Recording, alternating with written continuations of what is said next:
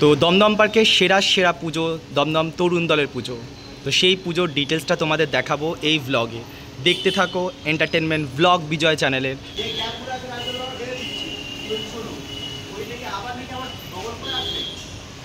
অসাধারণ, মানে কোনো কথা হবে না, এত ভালো লাগছে। ইতিহাস তুলে ধরা হয়েছে এখানের থিমে। ডিটেলসটা অবশ্যই তোমাদের জানাবো, আগে ভালো করে ডিটেলসটা তোমরা একটু দেখে নাও, কেমন লাগছে অবশ্যই বলবে। আর শুধু ভ্লগে দেখলে হবে না, অবশ্যই দমদম পার্কে এসে দমদম তরুণ দলের সেরা সেরা পুজো অবশ্যই তোমরা দেখে যেও। 2 বছর আমরা পরপর এশিয়ান পেন্টস পেয়েছি, এবছরও তোমাদের আশায় অবশ্যই পাওয়ার চেষ্টা করছি। তো এবছরের থিম হচ্ছে সাদা আর নীল। সাদা আর নীল কারণ হচ্ছে দেখবে এখানে সাদা রং এবং নীল রং ইউজ করা হয়েছে। তো দেখতে থাকো ভ্লগটা তোমরা প্রত্যেকে।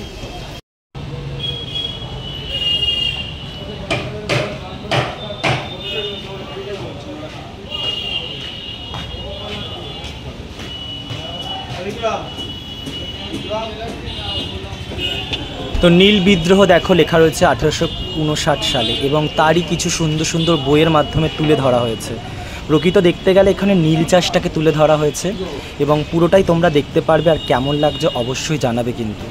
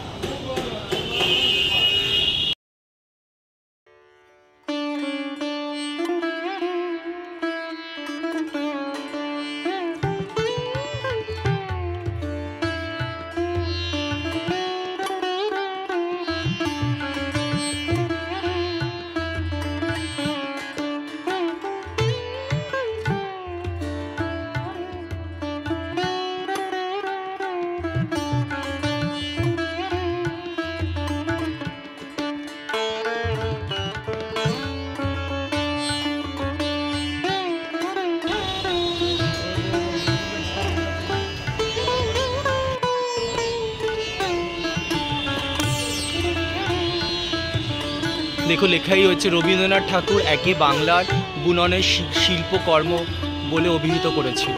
কি এটাকে বলেছিল রবীন্দ্রনাথ ঠাকুর সেটাও লেখা রয়েছে, আরও অনেক কিছুই লেখা রয়েছে, সেটা তোমরা এসে দেখে যাবে। তো দেখলে তো তোমরা পুরো প্যান্ডেলটা, তো যার জন্য এতক্ষণ ওয়েট করছিলে সেই প্রতীক্ষা তোমাদের এক্ষুনি এই মুহূর্তে শেষ করছি আমি। আর এক্ষুনি দেখাবো তোমাদের প্রতিমা। দমদম পার্ক তরুণ দলের প্রতিমা তোমরা সকলে দর্শন করো, কেমন লাগছে অবশ্যই জানিও। আর শুধু ঘরে বসে দর্শন করলে হবে না, মণ্ডপে আসো, কেমন লাগছে আরও ভালো বুঝতে পারবে। রাতের ভিউটা আরও ফাটাফাটি, সেটারও ভ্লগ নিয়ে আসবো খুব তাড়াতাড়ি।